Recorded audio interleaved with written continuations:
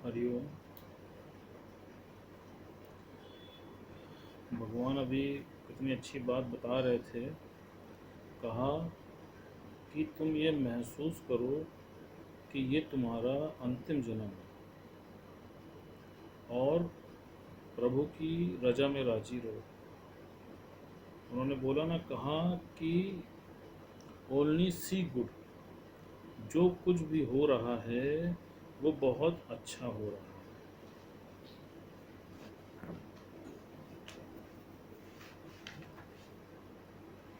भगवान ने बताया, कहा कि सिर्फ तुम्हें इतना करना है कि परमात्मा की रजा में राजी रहना है। फिर भगवान बता रहे थे, कहा कि तुम क्यों सबको बांध के बैठे हो, क्यों तुम सबको अपना आधार दे के बैठे हो, तुम्हें क्यों ऐसा लगता है कि तुम नहीं करोगे तो ये कार्य नहीं होगा। भगवान बता रहे थे, कहा कि किसी के घर का अगर मुखिया भी मर जाता है तो क्या उसका परिवार नहीं पलता है क्या? तुम्हें क्यों ऐसा लगता है कि अगर मैं नहीं करूँगा तो ये कार्य नहीं होगा, मेरे बीवी का पालन पोषण कैसे होगा, बच्चे का कैसे होगा, मेरा परिवार कैसे चलेगा? क्यों तुम्हारे अंदर ऐसी फीलिंग आती है? तुम्हें परमात्मा पर विश्वास क्यों नहीं है? क्यों? क्योंकि तुम अपनी हस्ती को बना के बैठे हो। जब तुम अपनी हस्ती को अलग बना के बैठे हो, जैसे भगवान ने अभी बोला कि तुम्हारी हस्ती अलग है और भगवान की हस्ती अलग है, तभी तो विरोधाभास है। जब तुम ईश्वर से मिल के एक हो गए और तुम वो सच स्वरूप आत्मा हो गए, तो फिर तुम्हारी और गॉड की हस्ती एक होगी ना। गुरुजी ने बोला ना कि यू आर ऑलरेडी गॉड। और जब तुम भगवान पर भरोसा करोगे तो ऐसा हो नहीं सकता कि तुम भव से न पार हो। फिर भगवान ने बड़ी अच्छी बात बताई, कहा कि एक बार एक आदमी बिजली का खंभा पकड़ के खड़ा रहता है और उसको छोड़ता नहीं है। तो उधर से जो लोग आते जाते रहते हैं वो देखते हैं तो बड़ा अचंभित होते हैं। तो फिर कुछ लोग उसके पास आते हैं और आकर के कहते हैं कि भैया क्या बात है, तुम ये खंभा क्यों पकड़े हो? तो वो क्या बोलता है? वो बोलता है कि भैया अगर हम खंभा छोड़ देंगे तो इसमें से बिजली नहीं उत्पन्न होगी, बिजली आ रही है मेरी वजह से आ रही है। तो लोग क्या कहते हैं, लोग उस पर हंसते हैं ना, क्या बिजली उसकी वजह से आ रही थी? तो यही तरह हम लोग भी जीवन में अज्ञानता करते हैं। हमको लगता है कि हम नहीं करेंगे तो ये कार्य नहीं होगा, हम अपने परिवार को नहीं पालेंगे तो वो नहीं सरवाइव कर पाएंगे। भगवान ने कहा, तुम भगवान के ऊपर छोड़ के तो देखो, तुम देखना तुमसे भी अच्छा कार्य होके दिखाएंगे, तुमसे भी बढ़िया कार्य घर वाले करके दिखाएंगे, लेकिन तुम छोड़ते ही नहीं हो, तुम उस चीज को पकड़े रहते हो। भगवान बता रहे थे, कहा कि सोचो किसी देश का प्रधानमंत्री होता है, अगर वो प्रधानमंत्री भी मर जाता है तो क्या देश नहीं चलता है? राजीव गांधी मर गए, इंदिरा गांधी मर गई तो क्या देश नहीं चला? भगवान बोल रहे थे कि क्यों में कितने लोग खड़े होते हैं कि एक प्रधानमंत्री हटे तो तुरंत दूसरा बनने के लिए तैयार होता है। फिर यहाँ तक बोला, कहा कि सोचो कि अगर प्रधानमंत्री रहते हुए भी अगर किसी को हार्ट अटैक भी आ जाता है तो उस समय कोई दूसरा मंत्री वो सीट पर आ जाता है और वो झंडे की सलामी भी ले लेता है। तो जब वो पूरे देश का भार उठा ले रहा है तो क्या वो परमपिता परमेश्वर तुम्हारे परिवार का भार नहीं उठा पाएगा? तो ये सिर्फ तुम्हारी और सिर्फ तुम्हारी अज्ञानता है, ये तुम्हारा भय है जो तुमको प्रभु से दूर करता है। ये सिर्फ अज्ञानता है। जैसे पहले भी बात चल चुकी है कि अंधकार होता है तभी भय लगता है, इसी प्रकार जब आपके जीवन में ज्ञान होगा तो आपको कभी भी भय नहीं लग सकता। आप जब ये समझते हो कि मैं करने वाला हूँ तभी आप उसके लिए भयभीत होते हो और आपको मैं और मेरा समझ में आता है। आपको लगता है कि मैं नहीं करूँगा तो यह कार्य कैसे होगा, और तभी आप उसको लेकर के परेशान होते हो। तो भगवान ने क्या बोला? भगवान ने बोला कि तुम उस पर विश्वास तो रखो, तुम बार बार अपने देह में आ जाते हो। तो भगवान बड़ा अच्छा इस पर एक दृष्टांत बता रहे थे। कहा कि एक राज्य में एक व्यक्ति चोरी करता रहता है, तो वो चोर होता है। तो जब वो चोरी करता है तो जो वहाँ की प्रजा होती है वो उसको बड़ा प्रताड़ित करती है, बात बात में उसको बोलती है कि तुम ऐसे हो, तुम वैसे हो, उसको धुतकारती है, उसको नकारती है और उसको भगाती है कि तुम यहाँ से भागो, तुम्हारी छाया भी यहाँ पर पड़ती है तो हम सबका अहित होता है। तो उसको बहुत अधिक वो परेशान करते हैं, तो बड़ा दुखी रहता है। अब चूँकि गरीब होता है, चोर होता है, तो सब चीज़ों को फेस करता रहता है। तो एक दिन वहाँ से उस राज्य का बूढ़ा वजीर गुजरता रहता है। तो जब वो वहाँ से गुजरता रहता है तो उसकी निगाह उस चोर पड़ जाती है। तो वो चोर को देखता है, तो चोर के शरीर में एक चिन्ह को देख करके वो वजीर रुक जाता है। तो देखता है उसके शरीर पे एक चिन्ह बना होता है।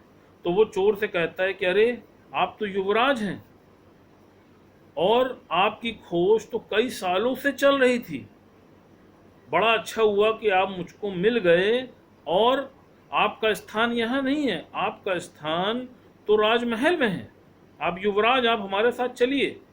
अब वो तो भिखारी था, प्रताड़ित था, तो उसने तुरंत उसकी बात स्वीकार कर ली और उसके साथ वो राजमहल में चला गया। तो जब वहाँ पर गया तो उसको स्नान वगैरह करा के खूब अच्छे वस्त्र पहना के उसने युवराज का सिंहासन उसको दिया और वो वहाँ पर आसीन हुआ। अब उसको बड़ा अच्छा लगने लगा। राज में उसके माता पिता भी बड़ा खुश हुए, राजा भी बड़ा खुश हुआ कि उसका खोई हुई संतान मिल गई। बड़ा उसको आनंद आने लगा। फिर एक दिन उसको मन में ये भाव आया कि चलो राज्य के हित के लिए एक बार मैं प्रजा के बीच में जाऊं और जा कर के देखूं कि क्या मेरी प्रजा खुश है कि नहीं खुश है। तो उसके लिए वो एक बार भेष बदल करके फिर प्रजा के बीच में जाता है और फिर वही जो चोर वाला भेष रहता है वो बना करके अब वो पुनः उनके बीच में जाता है। तो जब वो उनके बीच में जाता है तो फिर उसको वो लोग उसी प्रकार जैसे पहले प्रताड़ित करते थे और पहले अपशब्द कहते थे, फिर उसको वो लोग इसी प्रकार अपशब्द कहते हैं। लेकिन अब की परिस्थिति और तब की परिस्थिति में बड़ा अंतर होता है। पहले वो शब्द उसको लगते थे, उसको लेके वो दुखी सुखी भी होता था, लेकिन अब उसको वो शब्द नहीं लगते थे। क्यों? क्योंकि वो अंदर से ये महसूस करता था कि मैं अब युवराज हूँ। अब वो अपने को भिखारी नहीं फील करता था, वो ये फील करता था कि अब मैं युवराज हूँ। तो भगवान ने इसका सिद्धांत बड़ा अच्छा बताया। कहा इसी प्रकार जब तुम देह में आते हो, जब तुम समझते हो कि मैं ये हूँ, तो देह में ही सुख और दुख है, मान और सम्मान है, लाभ और हानि है। जब तुम देह की स्थिति में आते हो तभी तुम दुखी और सुखी होते हो। लेकिन जब तुम अपनी आत्मिक स्थिति में आ जाते हो तो तुमको कोई भी दुख टच नहीं कर पाता है, तुम उससे उपराम हो जाते हो। क्यों? क्योंकि तुम उस सच को जान जाते हो। जैसे कई बार चर्चा चली है ना, बताया जाता है कि सच अलग है और सत्य अलग है। सच ये है कि you are so and so, ये तुम्हारा बेटा है, ये तुम्हारी बेटी है, ये तुम्हारा घर है, ये तुम्हारा मकान है, ये तुम्हारी दुकान है, ये सच है। लेकिन सत्य एक है। सत्य क्या है? कि you are a son of God, तुम वो सच स्वरूप आत्मा हो। और जब तुम उस सत्य को देखते हो, उस शक्ति को देखते हो, तो तुम्हें वो व्यक्ति नहीं दिखता है।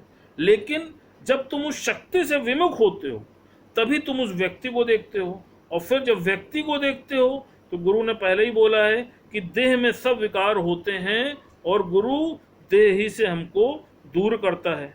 और फिर जब तुम व्यक्ति की स्थिति में आते हो तो कभी तुम्हारा अहंकार ऊपर उठता है और कभी नीचे गिरता है। तो भगवान ने बोला कि ये 5वें नंबर का जो विकार है अहंकार, ये घर के गेट पे बैठा होता है और ये पता नहीं कब खड़ा हो जाए, कोई भी इसको नहीं जानता है। ये कब अपना फन उठा के खड़ा हो जाए और कब ये कहां पर अहंकार कर बैठे, इसको कोई नहीं जानता है। भगवान ने यहां तक बोला कि सोचो कि तुम एक अगर लोटा भी दान करते हो तो कितना अहंकार करते हो, और मन में आता है कि करें कि ना करें। तो कई बार गुरुजी ने क्या बोला, कहा कि अगर तुम्हें ये भाव आ रहा है कि हमको ये दान भी करना है, तो कहा हाथ से भी लोटा मत उठाना, उसको तुम पैर से ही ठोकर मार के दान कर देना। क्यों? क्योंकि अगर तुम झुके और झुकते हुए तुमने लोटे को उठाया, तो हो सकता है कि तुम्हारे मन में ये भाव आए कि ये लोटा नहाने के काम आ जाएगा, तो हो सकता है तब भी तुम उसको दान ना कर पाओ।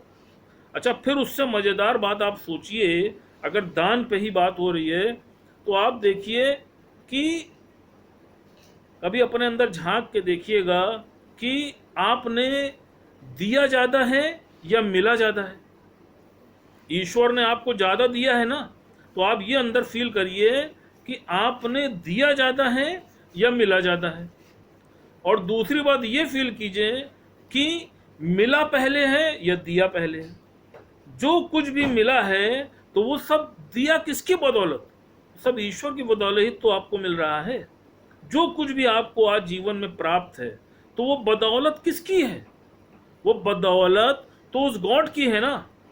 और जो कुछ भी वो दे रहा है, अगर वो आपको भर भर के दे रहा है और आपने उसमें कुछ छोटा सा दान कर भी दिया, तो फिर किस बात का अहंकार, और आप किस बात का अहंकार करते हो? आप अपने अंदर ये सोचो। फिर भगवान ने क्या बताया, कहा कि सोचो प्रकृति प्रकृति अपना हर कार्य कितनी शांति से कर रही है। उसके किसी भी कार्य में आप देखिए कोई हलचल है क्या?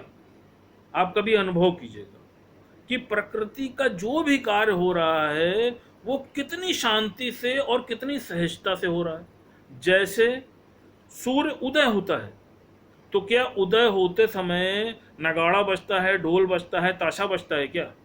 कैसे सूर्य चुपचाप उदय हो जाता है और सब जगह प्रकाश को फैला देता है, स्वतः प्रकाशित हो जाता है। तो उसके लिए आपने क्या किया? यह सूर्य भगवान ने कोई हलचल की क्या? फिर आप सोचिए, सूर्य अस्त होता है तो क्या अस्त होते समय कोई शंखनाद होता है क्या कि शंख बज रहा है तब सूर्य का अस्त हो रहा है? सहजता में सूर्य अस्त भी हो जाता है। दिन भर आपको धूप देता है, दिन भर प्रकाश देता है और सहजता में अस्त हो जाता है। इसी प्रकार भगवान ने बोला, कहा कि जैसे चांद है तो जब चांद आता है तो क्या चांद भी क्या कोई हलचल पैदा करता है क्या? कैसे शांति से चांद आ जाता है और कैसे शांति से चला जाता है। तो भगवान ने बोला, कहा इसी प्रकार कि देखो जैसे चांद शांति से निकलता है, सूर्य शांति से उदय होता है, तो इसी प्रकार प्रकृति की हर चीज कितनी शांति से और कितनी सहजता से चल रही है। लेकिन अज्ञानता में होने के कारण तुम्हारा हर कार्य असहज होता है, तुम्हारे हर कार्य में हलचल होती है, हर चीज में उतावलापन होता है, किसी भी चीज में तुम्हारे धैर्य नहीं होता है, और जिसकी वजह से तुम्हारा हर कार्य बिगड़ता चला जाता है। तुम देखो अपने अंदर झांक के कि एक छोटा सा भी कार्य अगर तुम्हारे द्वारा संपन्न होता है तो देखो तुम कितने उतावले हो जाते हो और कितनी जगह उसका बखान करते हो कि देखा अगर मैं ये कार्य ना करता तो ये कार्य ना हो पाता। तो भगवान ने कहा कि वही खंबे वाली बात होगी ना, कि जैसे वो व्यक्ति बिजली का खंबा पकड़े खड़ा था और उसने कहा कि मैं बिजली दे रहा हूं, तो वही अज्ञानता वाली बात है ना कि अगर तुम नहीं करोगे तो क्या कोई कार्य नहीं होगा। और जब कभी भी तुम्हारे अंदर इस तरीके का अभिमान आए तो तुम अपने को विड्रा करके देख लेना। गुरुजी ने कहा तुम देखना कि तुम्हारे बिना कोई कार्य होता है कि नहीं होता है, उससे अच्छा कार्य होएगा और उससे अच्छा परमात्मा करा के दिखाता है। आप खुद महसूस करिए कि लाइफ में जब कभी हम फंस जाते हैं या बहुत सा कार्य ऐसा होता है जो हमारे सामर्थ्य से परे होता है, हम उस कार्य को करने में असमर्थ फील करते हैं, तब हम कहाँ जाते हैं? हम गॉड की शरण में जाते हैं ना, कि प्रभु अब मुझसे ये कार्य नहीं हो रहा है, तुम ही मेरी रक्षा करो। होता है ना कार्य। तो भगवान का यही कहना है कि जो तुम लास्ट में मेरे पास आते हो, लास्ट में ना आकर के तुम फर्स्ट में आओ, तुम पहले गॉड को प्रायोरिटी दो। जब तुम पहले प्रायोरिटी देने लगोगे तो ऐसा हो नहीं सकता कि भगवान तुम्हारी मदद ना करे। फिर आप इसका दूसरा उदाहरण देख लीजिए। आप सोचिए, कभी अस्पताल आप जाइए, जब आपका स्वास्थ्य खराब हो जाए, कभी ऑपरेशन होता है, कभी आप वहां पड़े होते हैं ओटी में, तो सोचिए उस समय कौन आपके अंग संग होता है? कोई आपका मित्र आपके साथ होता है, कोई आपका रिश्तेदार आपके साथ होता है, आपके माता पिता आपके साथ होते हैं क्या? उस समय सिर्फ और सिर्फ गॉड आपके साथ होता है। आप हर पल उस परमात्मा को ही याद करते हैं कि प्रभु मेरी रक्षा करना। तो जब हमने एक बार नहीं हजारों बार अपने जीवन में आजमाया है कि जब कभी भी संकट का समय आया है तो हमने उस परमात्मा को ही अपने निकट पाया है। तो जब हम ये देखते हैं कि बार बार वो गॉड ही हमारी हेल्प कर रहा है, तो क्यों तुम अपने स्वरूप से हिलते हो? क्यों तुम बार बार अपनी मैं को पैदा करते हो? और जब तुम अपनी हस्ती अलग बनाते हो तभी तुम अपनी मस्ती से दूर जाते हो। तो गुरु जी ने क्या बोला कि मिटा दे अपनी हस्ती को, तभी मस्ती पाएगा। तो अपनी हस्ती को आपको मिटाना है और उस गॉड पर फेथ रखना है कि जो हो रहा है बहुत अच्छा हो रहा है। और विश्वास मानिए कि जब आज तक इतना अच्छा हुआ तो आगे भी अच्छा ही होगा। ऐसा हो नहीं सकता। सिर्फ आप भगवान पर पूर्ण विश्वास अपना रखिए और मनमना भाव से सत्संग को सुनिए। आप देखिएगा कि आपका बेड़ा भगवान अवश्य पार करे। हरि ओम।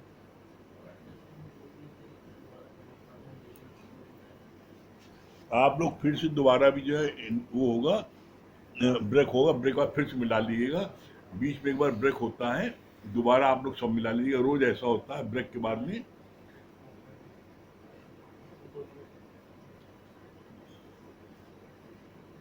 जैसा ही अमित भैया बता रहे थे कि आप जो ना मनमना भाव होकर के सत्संग सुनिए। और ये एक बात नोटिस सबका नोट कर लीजिए कि रोज सुबह 8 बजे और रात को 8 बजे सत्संग होता है। तो इसमें जो बीच में एक बार ब्रेक होता है, तो ब्रेक के बाद में काफ़ी लोग हम देखते हैं नहीं मिला पाते या समझते हैं मीटिंग खत्म हो गई है। ऐसा नहीं है। नित्य रात को 8 से लेकर के 9:20 तक और सुबह 8 से 9:20 तक सत्संग होता है। बीच में नेट की खराबी या ब्रेक होता है एक बार दो बार ऐसा, तो आप उसको दोबारा फिर से मिला लीजिए। टाइमिंग यही है। और संडे की टाइमिंग जो है वो 10 से 12 है। ये ऐसा करने पर निश्चित आपको जो है आपको पूरा लाभ मिलेगा। हम लोगों का जो है गीता का 13वां अध्याय चल रहा है और 13वें अध्याय का 27 से 34 श्लोक, आज 13वां अध्याय समाप्त हो जाएगा। 27 से 34 श्लोक ये जो है अब कल जो पढ़ा गया था उसको एक बार फिर से पढ़ देते हैं। 4 लाइन। एक है बोलना, एक है जानना, दोनों में बहुत फर्क है। यानी कि आत्मनिष्ठा इतनी दृढ़ है कि वो देह की बात ही नहीं करता। वो भली प्रकार समझता है कि देह की बात करना अपने को नरक में की ओर घसीटना है। देहाध्यासी कभी भी एक रस मूड में नहीं रह सकता। कल यहाँ तक हुआ था। इसके आगे आज भगवान क्या बता रहे हैं? इसके आगे भगवान बोल रहे हैं, तुम अंदर से तो कहते हो कि गुरु जैसा जीवन बने, पर अंदर से क्यों फिर राग द्वेष में गिरते हो? सत्संग में बैठ करके गुरु की महिमा, गुरु के बारे में सुनते हो तो ऐसा मन करता है कि गुरु जैसे मेरे जीवन बने, ऐसा मन में संकल्प करते हो। लेकिन फिर जो है तुम क्यों राग द्वेष में फंसते हो? अगर गुरु जैसे जीवन बने, क्या गुरु किसी से राग किसी द्वेष करता है? तो क्या बोला, कितनी अच्छी बात। कि तुम फिर क्यों राग द्वेष में गिरते हो, सकामी बंधनों में फंसते हो। मन अहंकारी कुछ भी करके वो भुला नहीं सकता। कोई भी कर्म तेरे खाते में तब नहीं आवेगा जब तू सर्वत्र अपना आप देखेगा। सर्वत्र अपना, मैं मेरे में आप दो समय, तो उससे क्या है, जहां मैं है, मैं से मेरा है, मेरे से घेरा है, घेरे से अंधेरा है, और जब अंधेरा होगा वहां ठोकर लगेगी। तो इसके लिए भगवान क्या बोलते हैं, मैं मेरे से ऊपर उठो। मैं मेरे से ऊपर उठोगे तो क्या हुआ, यहाँ पर भगवान बोलते हैं कि गुरु जैसा जीवन बने, पर अंदर से क्यों फिर राग द्वेष में गिरते हो, सकामी बंधनों में फंसते हो। मन है अहंकारी कुछ भी करके वो भुला नहीं सकता। कोई भी कर्म तेरे खाते में तब नहीं आवेगा जब तू सर्वत्र अपना आप देखेगा।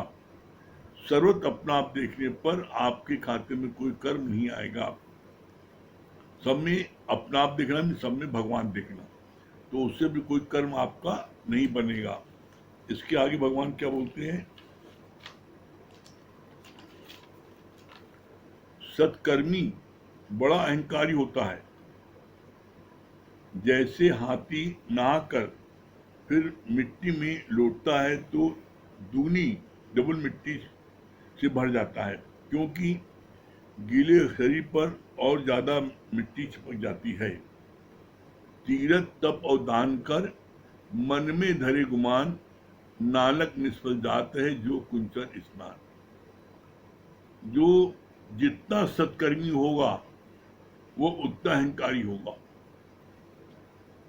इसका बड़ा अच्छा दृष्टांत गुरु जी हमेशा बताते हैं।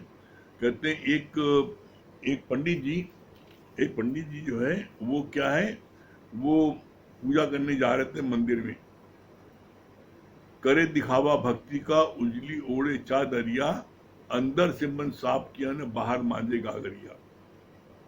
जा रहे थे तो उसी समय अपोजिट दिशा से एक लड़की तेजी से जा रही थी, उनको टक्कर मारती हुई निकल गई, उनकी थाली गिर गई पूजा की।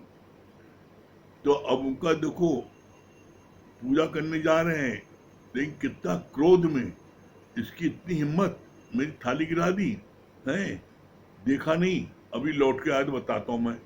और पंडित जी वहीं खड़े रहे 1 घंटे तक, उसके इंतजार में। गई लौटेगी तो वही ना, जाई कहाँ, यही रास्ता है। तो 1 घंटे तक उसके इंतजार में खड़े रहे कि अभी लौट के, मंदिर नहीं गए दर्शन करने। और जब लौट के आई तो उसको बहुत बिगड़े कि तुमको दिखाई नहीं पड़ता, अंधी हो, मुझको टक्कर मार के चली गई, मेरी पूजा की थाली गिरा दिया, और मैं मंदिर जा रहा था पूजा करने भगवान की।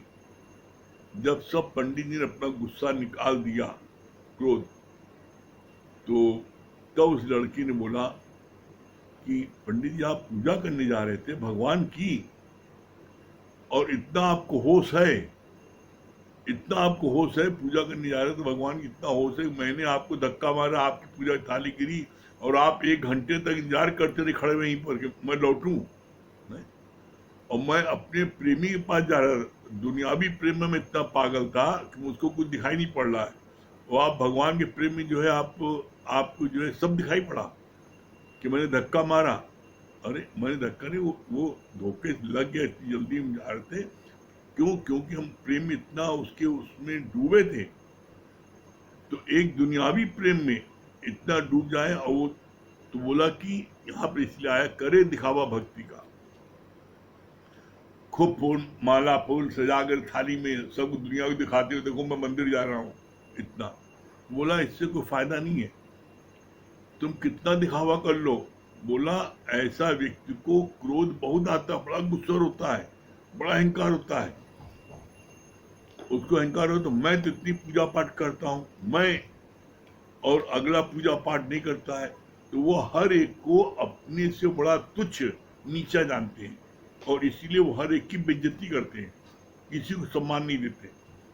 तो ऐसे में बोला ये जो जितना जो सत्कर्म करता है उतना अधिक उसके अंदर में अहंकार होता है। क्यों? क्योंकि उसके ऊपर कोई गुरु होता नहीं, वो अकेला अपना मास्टर होता है। रावण जो है इतना जग विजयी, इतना विद्वान, पंडित, पंडित उस समय कोई पंडित नहीं था, लेकिन कोई गुरु नहीं था उसके ऊपर, जिसके कारण से जो है वो जो है अनर्थ करता गया और अंत में नाश को प्राप्त हुआ। तो पूजा पाठ करने पर देवी देवता, अरे कितनी विडंबना है। आप देखो, जिस मूर्ति की आप पूजा करते हो उस मूर्ति को किसी न किसी जीव ने, कारीगर ने बनाया। आपने कारीगर ने बनाया, आपने उसकी आप पूजा कर रहे हो, और जिस मूर्ति को भगवान ने बनाया उसको तुम दुत्कार रहे हो, उसको तुम कहना नहीं मान रहे हो, उससे तुम घृणा कर रहे हो, उसको ठग रहे हो। तो भगवान की बनाई मूर्ति को ठग रहे हो, उससे घृणा कर रहे हो, उसको जो उसके साथ गलत व्यवहार कर रहे हो, और जो जो मनुष्य द्वारा मूर्ति बनाई गई उसकी तुम पूजा कर रहे हो। बोला, इसीलिए बोला, करे दिखावा भक्ति का, उजली ओढ़े चादरिया, अंदर से मन साफ किया न बाहर मांझे गागरिया। तो बोला उसको जो है, जैसे हाथी नहाने के बाद में नदी के और मट्टी में लोटफोट करता है तो उसकी मट्टी और बदन चपक जाती है, उसी तरीके से पूजा पाठ करने पर आदमी अहंकारी हो जाता है।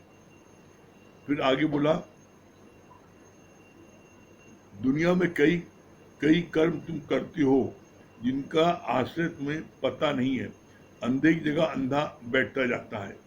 इतनी, मतलब यहाँ पर सत्य बात गुरु बताते हैं, और उस सत्य की कोई काट नहीं है। बोला, दुनिया में तुम कई कर्म ऐसे करते हो जिसका कोई आश्रय नहीं है, तुम सिर्फ सिर्फ जो है लोग करते आ रहे हैं। जैसे आप महिलाएं व्रत रखती हैं पतियों के लिए, हैं, जब पतियों के लिए व्रत रखती हैं उनके लिए निर्जल व्रत रखती हैं। तो अगर उस व्रत में ताकत होती इतनी तो उसी दिन कितने लोगों के पति क्यों चले जाते हैं, क्यों मर जाते हैं? कितने लोगों के पति उसी दिन मर जाते हैं। आपकी तबीयत ठीक नहीं है, डॉक्टर कह रहे हैं कि आप जो भूखे मत रहिए, आप हफ्ते में 3 दिन आप व्रत रख रहे हो। क्यों? सोमवार के व्रत रखने पर शंकर जी बड़े प्रसन्न जाते हैं, हमारी शादी अच्छी जगह हो जाएगी, हमारे को जो है आपके ताकतवर बनना है, हमको चैंपियन बनना है, तो हम हनुमान जी की पूजा कर रहे हैं। मतलब आपकी जो ना, आप जो जो कार्य कर रहे हो लोगों को देखी देखा। वो यहाँ बोला भगवान ने कि जो दुनिया वाले कर रहे हैं उसको तुम उसका मतलब नहीं समझ रहे हो और उसको करते जा रहे हो। जैसे आपके बिल्ली ने रास्ता काट दिया तो अब लोग समझते हैं बड़ा अपशगुन हो गया, आगे एक्सीडेंट हो जाएगा, तो कोई रास्ता क्रॉस नहीं करते तो रुके रहते हैं। अरे भगवान ने कहा, कितना वो बिल्ली कितनी अभागी, रास्ता उसने काटा है और तुम जो है क्या तो उसके लिए ऐसा मान बैठे और कोई रास्ता नहीं काटता बिल्ली के लिए जो है मान। अगर जितने लोग चले जाते हैं क्या सबका एक्सीडेंट हो जाता है? तो बोला इन सब चीजों से कुछ नहीं होना है। तुम जो करते लोग आ रहे हो वही करते जा रहे हो, ऐसा नहीं, उससे कुछ नहीं, फायदा नहीं है। हमारी हिम्मत नहीं पड़ती उसको हम रोके। जैसे उसके लिए हुआ आपकी पितरपक्ष चलता है, पितरपक्ष में आप जो है आप पितरों को खाना खिलाते हो, पंडित जी आते हैं, खाते हैं, दक्षिणा लेते हैं, खूब मालपुआ खाते हैं, और क्या है हमारे पितर खाएंगे। तो बड़ा अच्छा बताया भगवान ने, तुम भी तो किसी पितर हो, तुम्हें आज तक किसी ने खिलाया? भाई आप भी तो किसी पितर हैं, आप किसी ने खिलाया? लेकिन चूंकि ऐसे लोग करते आ रहे हैं हम भी करते आ रहे हैं। बोला ऐसा नहीं, इनसे फायदा कोई होना नहीं है, तुम करो भले, कोई फायदा नहीं होना है। फिर आगे बोला, तुम सुनते हो इतना ऊंचा ब्रह्म ज्ञान है, पर कर्म फिर गुरु से बिना पूछे दान दक्षिणा देते हो। तुम इतना ऊंचा ब्रह्म ज्ञान सुनते हो, लेकिन छुप के तुम दान पुण्य करते हो, दान पुण्य करते हो। अरे दान पुण्य क्यों करते हो भाई? दान करोगे, एक देवे 10 पाए, लेकिन 20 का मुरौटा कौन खाए? जब ये ब्रह्म ज्ञान राजा को सुनाया और उसके बाद पंडितों ने राजा को फिर भ्रमित कर दिया, भाई ठीक है आप बुरे कर्म मत करो, लेकिन आपको दान देने में क्या नुकसान है? और फिर राजा फिर दान देने लगे। तो जब पता लगा गुरु को, तो गुरु ने राजा के पास गए और बोला कि तुम अब दान क्यों कर रहे हो? अरे इसमें हर्जा क्या है? का हर्जा ये है कि इस दान का फल लेने के लिए तुमको आना पड़ेगा। इस दान का फल लेने के लिए, जैसे अगर आपने किसी को 1 लाख रुपए आपने दान में दिया तो आपको 10 लाख मिलेगा, तो 10 लाख लेने के लिए आपको आना पड़ेगा ना, तो 9 महीने माँ के गर्भ में आना पड़ेगा आपको। तो इसीलिए बोला गया है, तीरथ तप और दान कर, मन में धरे गुमान, नानक निष्फल जाते जो कुंसर स्नान। दान के लिए बोला है, मना है, लेकिन उदारचित होने के लिए नहीं। उदारचित की क्या मतलब होता है? किसी को किसी चीज की जरूरत है, आप उससे उसको देते हो। दान देने का मतलब क्या है? बड़ा अच्छा बताया गुरुजी ने, कहा जैसे चौराहे पर लाइट होती 3, रेड, येलो, ग्रीन, लाल, पीली, हरी। गुरु पहले कहता है स्टॉप, सारे कर्मों को रोको पहले, क्योंकि तुम गलत कर्म करते आ रहे हो। गुरु पहले हमसे सारे कर्मों को रुकवाता है, फिर उसके बाद में कहता है कि अब करो, चलो। मतलब क्या है? दान देने मतलब क्या होता है? तुम्हें ये एहसास ना हो, कभी घमंड ना हो कि मैंने दान दिया। मतलब दान देने का मतलब क्या होता है? एक हाथ से तो दूसरे हाथ पता ना लगे, तुम्हें दान का अभिमान ना हो, क्योंकि अगर तुमको अभिमान भया तो इसीलिए बोलता है निष्काम कर्म। निष्काम कर्म मतलब क्या होता है? इच्छा और अहंकार के सिवा जो भी कर्म करते हो वह निष्काम कर्म। इसीलिए गुरु ने बोला सबसे उत्तम दान क्या है? सबसे उत्तम दान कहा है? ये गीता का ज्ञान। आप किसी को गीता का ज्ञान दान देते हो, इसका उल्टा प्रभाव नहीं हो सकता। इससे विवेक जागृत होता है, और जो कर्म करेगा व्यक्ति, जो ज्ञान सुन रहा है, उसकी जिम्मेदारी है, तुम्हारी जिम्मेदारी नहीं है। और तुम कोई भी चीज दोगे दान, धन का, वस्त्र का, अन्न का, उसका उल्टा परिणाम निकल सकता है। फिर आगे बोला कितनी अच्छी बात, कर्मी तो आवे कपड़ा न दरी मोक्ष द्वार। कर्मों से तुम्हें जन्म मरण का चक्कर मिलेगा, कभी स्वर्ग कभी नरक से छूट, कभी नरक मरण, लेकिन मोक्ष नहीं मिलेगा। बोला जो आप सत्कर्म बदकर्म, सत्कर्म करते हो, दान पुण्य पूजा पाठ ये सब करते हो, इससे आपको स्वर्ग मिलेगा। और बदकर्म करते हो, किसी को सताते हो, किसी का हक मारते हो, तो नरक मिलेगा, मोक्ष नहीं मिलेगा। ये मोक्ष का क्लास है, ये मोक्ष क्लास है, जहां पर परमात्मा से मिलकर योग होना।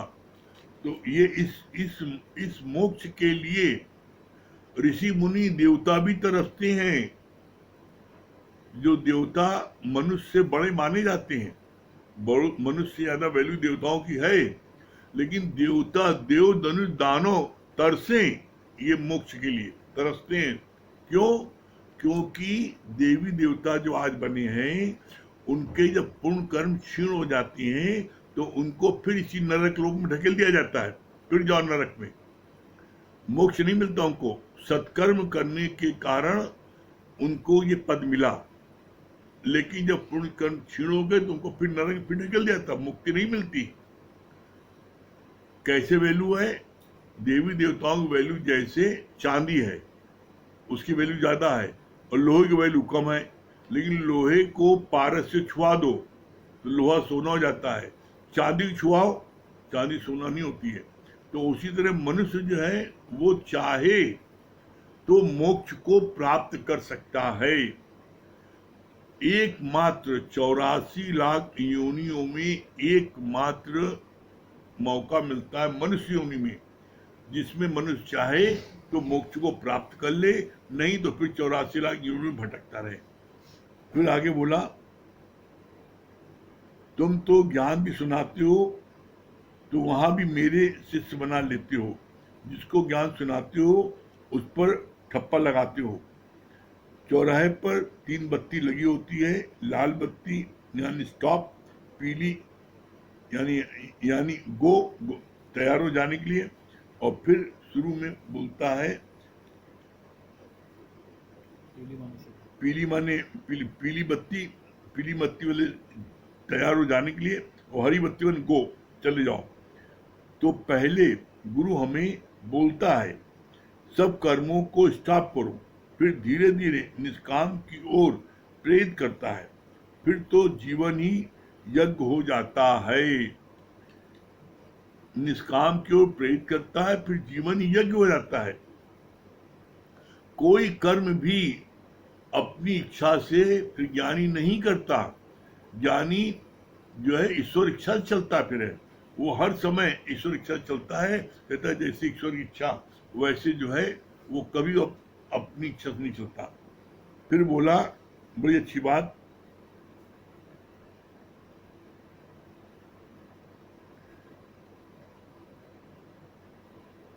निष्काम की ओर प्रेरित करता है, फिर तो जीवन ही यज्ञ हो जाता है।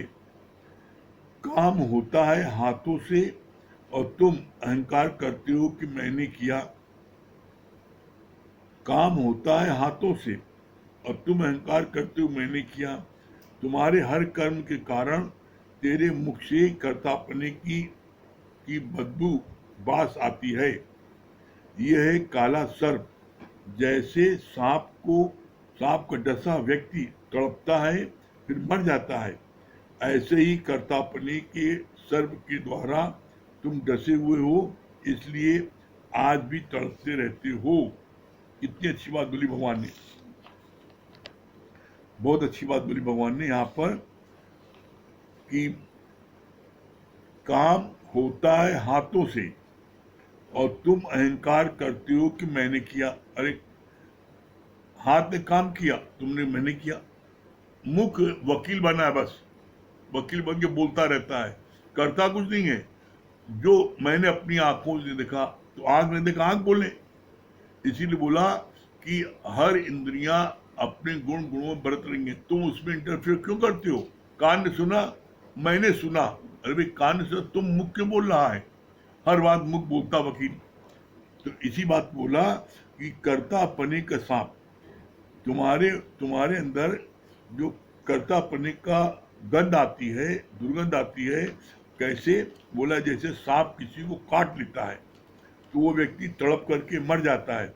इसी तरीके से तुम्हारे अंदर कर्तापने की बदबू है और तुम इसी कारण से आज भी तड़प रहे हो। जिसके अंदर में कर्तापने का अहंकार होगा वो हमेशा तड़पता है। क्यों तड़पता है? क्योंकि कर्तापने का जो है उसको ये चाहता है कि मैंने ये किया तो हमको इसका मान मिले, सम्मान मिले, इसका हमको रिजल्ट मिले, और वो जब नहीं मिलता तो तड़पता है। तो कर्तापने वाला व्यक्ति को हमेशा तड़पना पड़ता है। फिर आगे बोला, इज्जत की टोपी तुम्हारी बड़ी लंबी है। कोई बात तुम्हारे मन के विपरीत चलता है तो तुम बोलते हो इसने मेरी इज्जत की टोपी को उछाल दी। आज ही मुंह कर जाओ और दिवाला निकाल दो तो कर्ज वाले लौट जाएंगे। इज्जत की टोपी तुम्हारी बड़ी लंबी है। बोला क्यों? तुम जो है किसी ने जरा तुम्हारी बात नहीं मानी तो तुम परेशान होते हो, कर मेरी इसने बेइज्जती कर दी। अरे बात नहीं मानी तो उसका नुकसान है, आप उससे दुखी क्यों होते हो? अपनी बात हर एक को मनाने के लिए जिद क्यों करते हो भाई? और उसे कहते हो मेरी इज्जत की टोपी उसने छाल दी। तो बोला इससे जो है दुखी सिर्फ तुम होते हो। फिर आगे बोला, कितनी अच्छी बात बोली भगवान ने, शरीर भी प्रकृति है, ऑटोमेटिकली सारे कर्म होते हैं, गुणों में बरतते हैं। जो ऐसा जानता है वो ही सही देखता है। सारी सृष्टि हर एक प्राणी के न्यारे न्यारे भाव परमात्मा के ही अंतर्गत होते हैं। कितनी बढ़िया बात बोली यहाँ पर। सारी प्रकृति ऑटोमेटिकली सारे कर्म होते हैं। यहाँ पर कितना अच्छा भगवान बता रहे हैं कि गुण गुणों में बरत रहे हैं। आँख का काम है देखना, कान का काम है सुनना, नाक का काम है सूंघना, जिब्बे का काम है स्वाद लेना। हर इंद्रिय अपने कर्म को कर रही है, लेकिन बोलता है मुख। तो बोला इंद्रियों के उसमें इंटरफेयर नहीं करो। फिर आगे बोला the whole world is extension of God. ये पूरा परमात्मा, पूरा वर्ल्ड परमात्मा से ही ये उसी का एक्सटेंशन रूप है। जैसे नदी में बाढ़ आ जाती है, गंगा जी में बाढ़ आ जाती है, बांध तक आ जाती है, तो आप कहते हो गंगा जी बढ़ गई है। इसी तरीके से पूरे संसार में वही परमात्मा ही बढ़ गया। एको श्याम बहु रूप धरो। इसके लिए बड़ा सुंदर भगवान ने बोला, आप लिखो, वर्ड लिखो अंग्रेजी में। तो वर्ड स्पेलिंग क्या है? WORLD। वर्ल्ड माने पूरा संसार। अब इसमें W हटा दो, लॉर्ड, LORD, लॉर्ड। तो इसी वर्ड में लॉर्ड छुपा है। अब इसको तुम्हें ढूंढना है। जैसे दूध की हर बूंद में मक्खन छुपा है, आपको उसको ढूंढना है। जैसे दूध को हम उबालते हैं, ठंडा करते हैं, जामुन डालते हैं, दही जमाते हैं, मथानी चलाते हैं, मक्खन निकल आता है। इसी तरह गुरु की वाणी को सुनो, उसका मनन करो, आपके अंदर से परमात्मा प्रकट हुआ। दूसरा उपाय, सुनो, जाके किसी को सुना दो, परमात्मा आपके अंदर प्रकट हो जाएगा। मतलब उपाय है हर चीज का, लेकिन आप जब सही उपाय का इस्तेमाल करोगे तब आपको जो है उस चीज में सफलता मिलेगी। फिर कितनी अच्छी बात बोली भगवान ने अंत में, चुंबक की सत्ता से लोटा घूमता हुआ नजर आता है, पर चुंबक फिर भी अकड़ता है। परमात्मा ही सारे विश्व को प्रकाशित करता है। शरीर बनते हैं, बिगड़ते रहते हैं। शेष और क्षेत्रज्ञ को भली प्रकार जानकर देश से उपराम होने पर ही तुम परम गति को प्राप्त होगी। कितनी अच्छी बात बोली। बोला चुंबक की सत्ता से लोटा जो है घूमता है, तो चुंबक थोड़ी कुछ करता है, चुंबक कुछ नहीं कर रहा है। कौन कर रहा है? वो लोटा हिलडुल्ला, लेकिन किसकी शक्ति से? चुंबक की शक्ति से। इसी प्रकार से कितनी अच्छी बात बोली, परमात्मा ही सारे विश्व को प्रकाशित करता है। शरीर बनते और बिगड़ते रहते हैं। कितनी अच्छी बात बोला, परमात्मा ही सारे विश्व को प्रकाशित करता है। कैसे?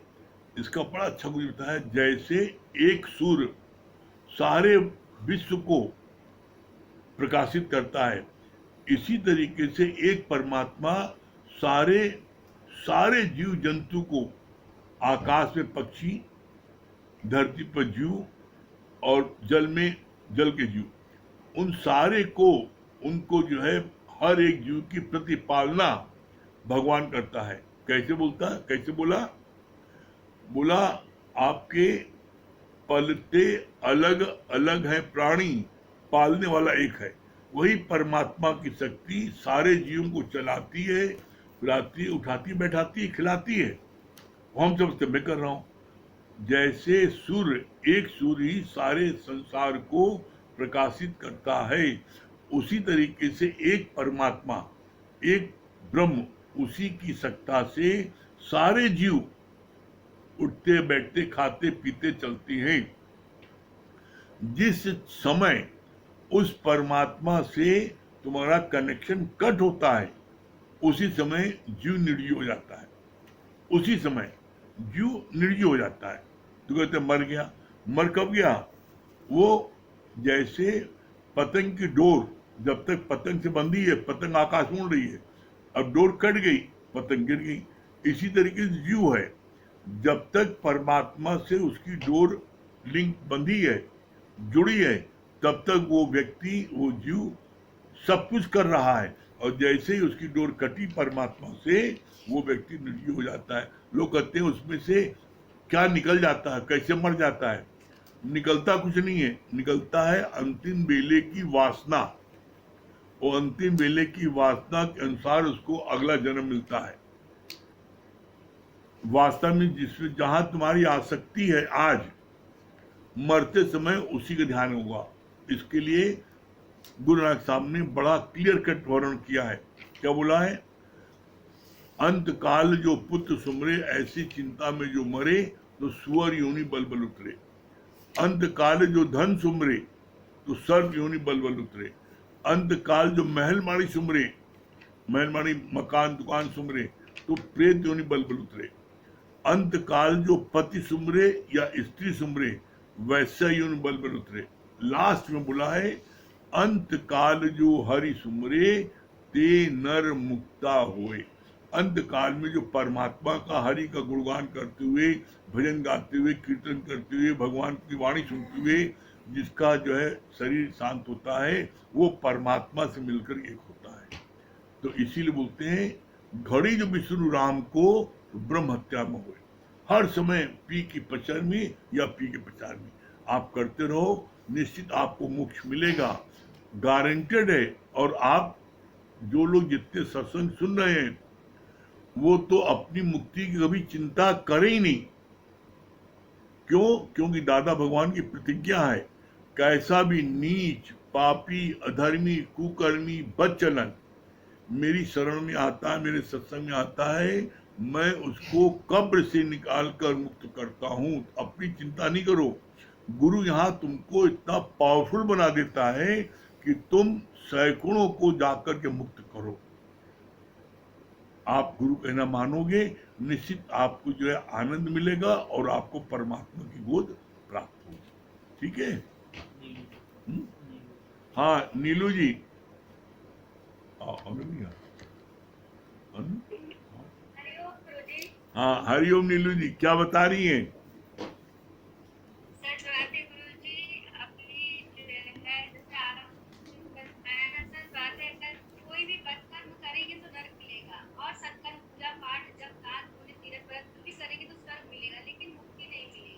हाँ चलिए भजन सुना दीजिए।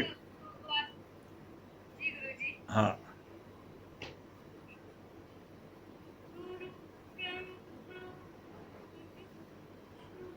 आपकी आवाज कट रही है।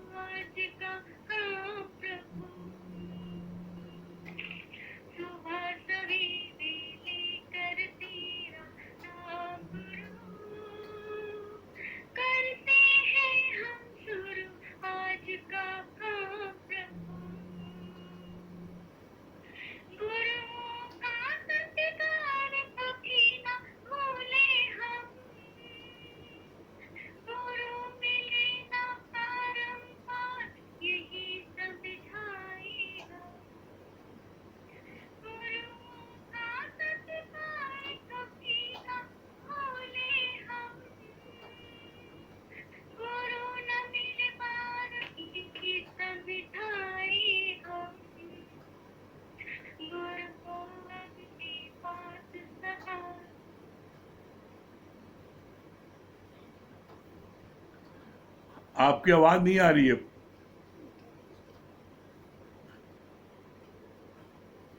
नीलू जी, आपकी आवाज नहीं आ रही है। चलिए अनु भैया भजन सुनाएंगे।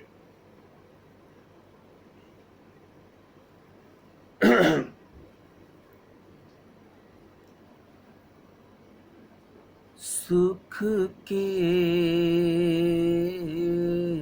सब साथी, दुख में न कोई।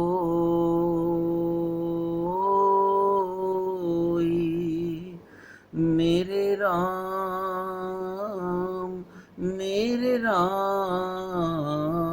तेरा नाम एक साचा दूजा न कोई।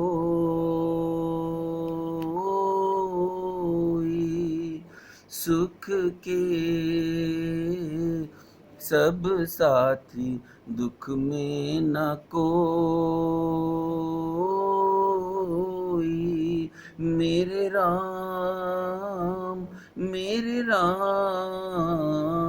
तेरा नाम एक साचा दूजा न कोई।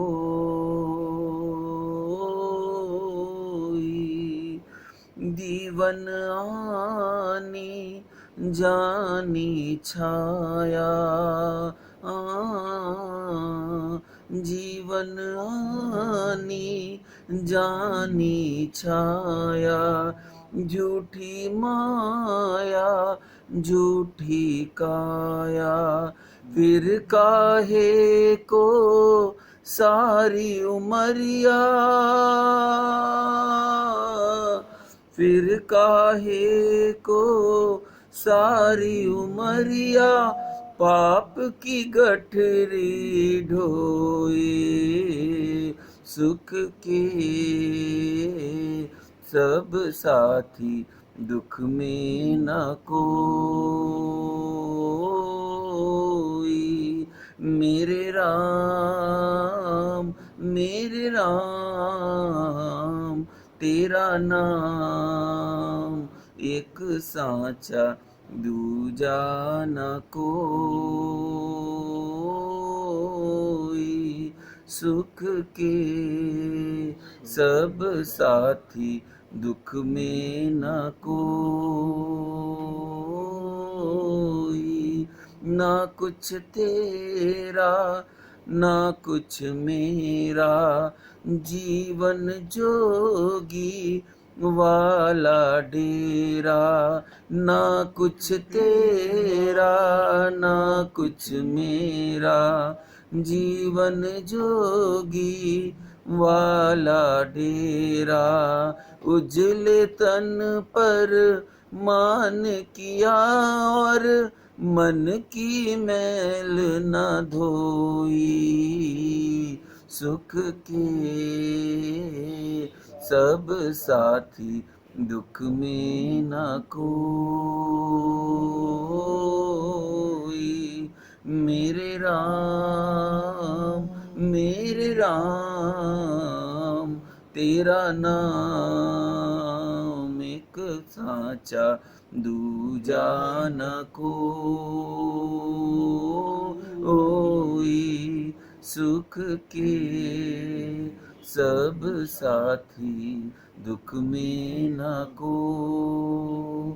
भीतर की तू माटी खाके, मन के भीतर क्यों ना झाके। भीतर की तू माटी खाके, मन के भीतर क्यों ना झाके। राजा हो या रंक सभी का, राजा हो या रंक सभी का, अंत एक सा होए। सुख के सब साथी, दुख में न कोई। मेरे राम तेरा नाम एक साचा दूजा न कोई, सुख के सब साथी दुख में न कोई।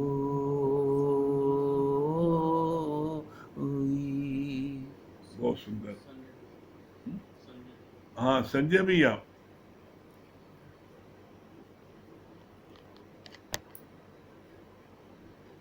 हाँ संजय भैया। आवाज आ रही है। हाँ आ रही, क्या बता रहे संजय भैया? ये बात बहुत अच्छी बताया आपने, जो पूजा पाठ चाहे जितना कर ले, केवल गुमान आएगा, अहंकार आएगा, सम दृष्टि सम नहीं रह सकते, समभाव में आप हाँ चाहे क्रोध मन में आ ही जाएगा, अशांति आ ही जाएगा। केवल सत्संग का ही, गीता ज्ञान का ही है जो आप सम में रह सकते हैं। हाँ ये बात बहुत अच्छी है। हाँ। और सुशीला जी क्या बोल रही हैं? हरिओम गुरुजी, हाँ, हरिओम। हरिओम। भैया को भी मतलब आज तक तो सच में इतना अमृत बरस रहा है, इतना अमृत वर्षा हो रही है, जो चीज मतलब लगता नहीं था, अंदर से वो फील होता है कि लगता है यार कितना अंदर में ज्ञान भरा हुआ है। जब निकलते हैं तो सुनते हैं एकदम मन गदगद हो जा रहे हैं। समझ लीजिए आज की भी इतना अच्छा था कि पहली बार सुने हैं वो टोल वाला निशान बताया है। हाँ और दूसरी बात अमित भैया ने बताया जो था। हाँ, हाँ। दान में जब कोई चीज जो देने लगे तो सच बात है, अगर हाथ से छूते हैं तो उसमें मुंह आ जाता है, भारी है, हल्का है, कर दीजिए जैसे। लेकिन जब मतलब ज्ञान आया उस चीज को, जब जिस क्षण मन में आया उस क्षण तुम बैठ के मान लो। मतलब दादा भगवान ने ये कहा, हाँ। बहुत अच्छी बात। अब दूसरी बात आपकी बहुत अच्छी लगी कि जैसी जिसकी अंत समय में वासना होगी उसका वैसा जन्म होगा। ये बहुत बात सुंदर, अच्छी। बहुत तरीका जा रही बहुत है बढ़िया। भगवान से। चलिए चलिए ओम का जाप कर लें, समय हो रहा है। और सुबह 8 बजे जो होगा सत्संग, जिसे होता है 8 बजे सुबह।